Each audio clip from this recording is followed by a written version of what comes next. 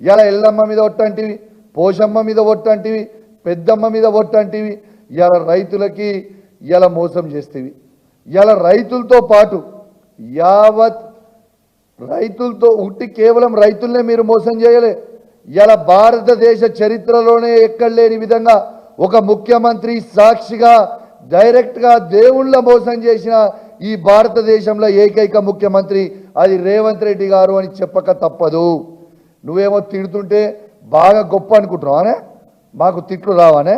నీకంటే నీ అయ్య తాత కంటే ఎక్కువ తిట్లు మాకు వస్తుంది, కానీ మాకు సంస్కారం అడ్డం వస్తుంది. కాబట్టి నీకు కాదు మేము ఇజ్జత్ ఇచ్చేది, ఆ కుర్చీకి ఇజ్జత్ ఇస్తున్నాం. ఇవాళ వాస్తవంగా చెప్పాలంటే రేవంత్ రెడ్డి గారి మూసీ కంటే ఎక్కువ కంపు రేవంత్ రెడ్డి గారి నోరు కొడుతూ ఉంది. మూసీ ప్రక్షాళన చేసుడు కాదు, ఎన్ని కోట్లు ఖర్చు అయినా సరే మూసీ ప్రక్షాళన చేసుడు కాదు, ఎన్ని కోట్లు ఖర్చు అయినా సరే రేవంత్ రెడ్డి నోరు ప్రక్షాళన చేయాల్సిన అవసరం ఉందని చెప్పి ఈ సందర్భంగా తెలియజేస్తా ఉన్నాము.